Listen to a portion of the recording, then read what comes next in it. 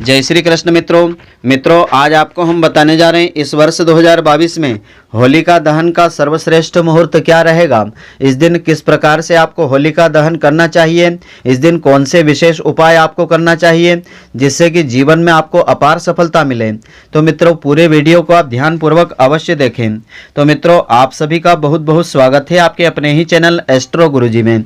यदि आपने अभी तक हमारे चैनल को सब्सक्राइब यदि नहीं किया हो तो अभी सब्सक्राइब कर लें और बेल आइकन को अवश्य दबाएं जिससे हमारे अगले आने वाले नए वीडियो की नोटिफिकेशन सबसे पहले आपके पास पहुंचे। आप नित्य नई ज्ञानवर्धक जानकारियां व नित्य का राशिफल हमारे चैनल से प्राप्त करते रहें। तो 2 दिवसीय होली का पर्व होलिका दहन से आरंभ हो जाता है। होलिका दहन बुराई पर अच्छाई की जीत का प्रतीक होता है। इस दिन सभी बुराइयां होली की अग्नि में जल करके भस्म हो जाती है। तो होली भारत भर में बड़े उत्साह के साथ मनाए जाने वाला दूसरा सबसे महत्वपूर्ण हिंदू पर्व होता है।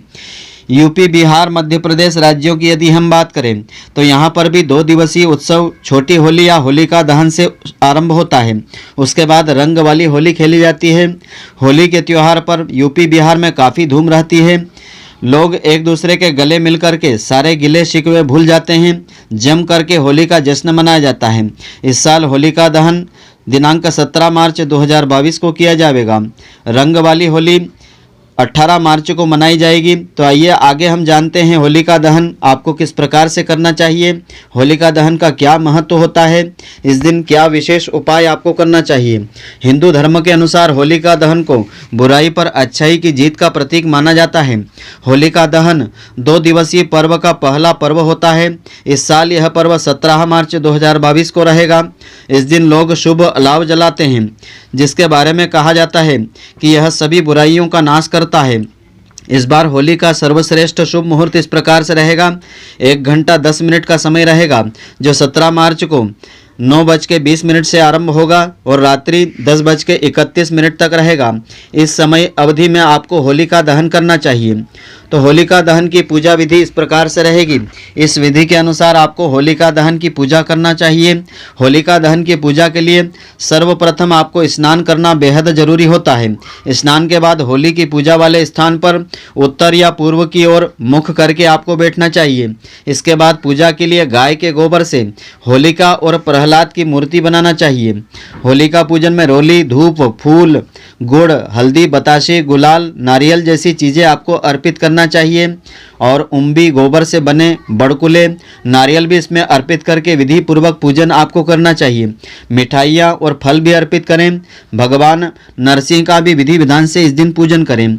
इसके बाद होलिका के 4 और 7 परिक्रमा, होलिका दहन की परिक्रमा आपको करना चाहिए और होलिका दहन की इस व्रत कथा को श्रद्धापूर्वक श्रवण करना चाहिए जिससे इस पर्व का विशेष फल मिलता है। होलिका दहन की पूजन विधि के बाद कथा अवश्य सुनना चाहिए। तो होलिका दहन की पौराणिक कथा मुख्य रूप से भगवान विष्णु जी के नरसिंह अवतार और भक्त प्रहलाद से जुड़ी हुई कथा है। कथा के अनुसार भगवान विष्णु के एक भक्त प्रहलाद का जन्म असुर परिवार में राक्षस के परिवार में हुआ था।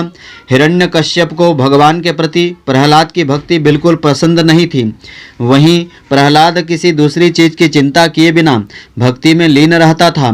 प्रहलाद का यह स्वभाव हिरण्यकश्यप पसंद न होने के कारण उसने प्रहलाद को कई यातनाएं दी।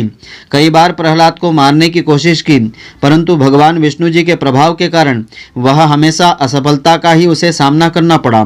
फिर हिरण्यकश्यप ने प्रहलाद को मारने की बात अपनी बहन होलिका से कही। होलिका को वरदान मिला हुआ था कि वह आग में कभी नहीं जलेगी, इसलिए हिरण्यकश्यप ने प्रहलाद को होलिका की गोद में बैठा करके अग्नि में बैठा दिया।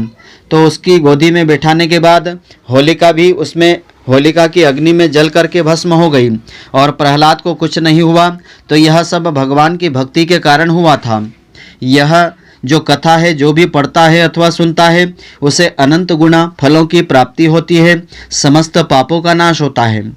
तो आइए अब हम आगे जानते हैं होलिका दहन के दिन आपको कौन से विशेष उपाय करना चाहिए जिससे कि आपको व्यापार, व्यवसाय, नौकरी आदि में अच्छी सफलता मिले। तो होलिका दहन के दिन अपने ऊपर से उतार करके शरीर का उपटन होलिका में जलाने से नकारात्मक शक्तियां दूर हो जाती हैं और घर और दुकान कार्यस्थल की नज़र उतार करके उसे होलिका में दहन करने से लाभ होता है, किसी की नज़र नहीं लगती है। इसके अलावा भय और कर्ज से मुक्ति पाने के लिए इस दिन नरसिंह स्तोत्र का पाठ करना अति लाभदायी होता है। इससे कर्ज से मुक्ति मिलती है, किसी प्रकार का भय जीवन में नहीं रहता है। होलिका दहन के बाद जलती अग्नि में नारियल दहन करने से नौकरी में आने वाली बाधाएं दूर हो जाती है और जल्दी ही सफलता मिल जाती है, लेकिन प्रयत्न भी करना चाहिए। और लगातार बीमारी से यदि आप परेशान हैं तो होलिका दहन के बाद बची राख मरीज के सोने वाले स्थान पर छिटकने से विशेष लाभ की प्राप्ति होती है, आरोग्य की प्राप्ति होती है, दीर्घ आयु की प्राप्ति होती है। और जीवन में सफलता प्राप्ति के लिए होलिका दहन स्थल पर नारियल, पान तथा सुपारी भेंट करना चाहिए। इससे जीवन में अपार सफलता मिलती है। ग्रह कलेश से निजात पाने के लिए और सुख समृद्धि पाने के लिए, शांति पाने के लिए होलिका की अग्नि में जौ और आटा उसमें अर्पित करना चाहिए। यह जौ से बना हुआ आटा आपको होलिका की अग्नि में डालना चाहिए। इससे ग्रह कलेश से निजात आपको मिलेगी, सुख समृद्धि की प्राप्ति होगी। होलिका दहन के दूसरे दिन राख ले जा करके उसे एक लाल रुमाल में बांध करके पैसों के स्थान पर रखने से बेकार का खर्च रुक जाता है, कर्ज से भी इससे मुक्ति मिलती है। इसके अलावा दाम्पत्य जीवन में शांति पाने के लिए होली की रात उत्तर दिशा में एक पटले पर सफ़ेद वस्त्र बिछा करके उस पर मूंग, चने की दाल, चावल, गेहूं, मसूर काले रखना चाहिए।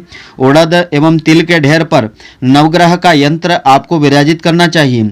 इसके बाद केसर का तिलक लगा करके शुद्ध घी का दीपक जला करके पूजन करना चाहिए। केसर के द्वारा नवग्रहों का आपको पूजन करना चाहिए, स्वयं को भी केसर का तिलक लगाना चाहिए। तो इससे दाम्पत्य जीवन में शांति हमेशा बनी रहेगी।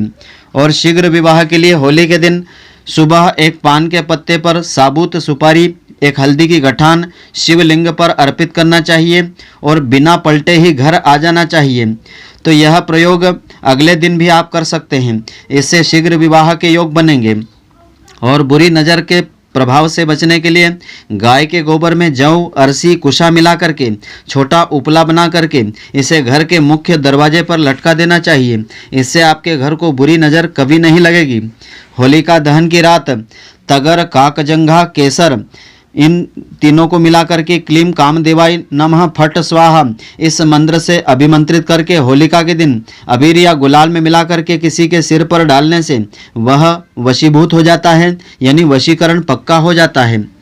और होलिका की रात ओम नमो धनदाय स्वाहा इस मंत्र का जाप करने से धन में वृद्धि होती है और आर्थिक लाभ मिलता रहता है।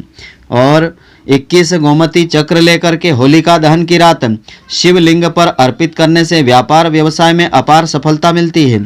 और उधार की रकम वापस प्राप्त करने के लिए होलिका दहन स्थल पर अनार की लकड़ी से उसका नाम लिख करके होलिका माता से अपने धन वापसी का निवेदन करते हुए और उसके नाम पर हरा गुलाल छिटकने से लाभ होता है, आपकी उधारी वापस मिल जाती है।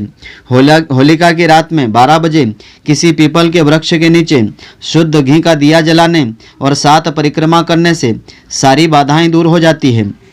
इसके अलावा गोमती चक्र, कोड़ियाँ और बतासे जलती होली में स्वयं के ऊपर से उतार करके डालने से जीवन की हर दुख, बाधा और संकट दूर हो जाता है।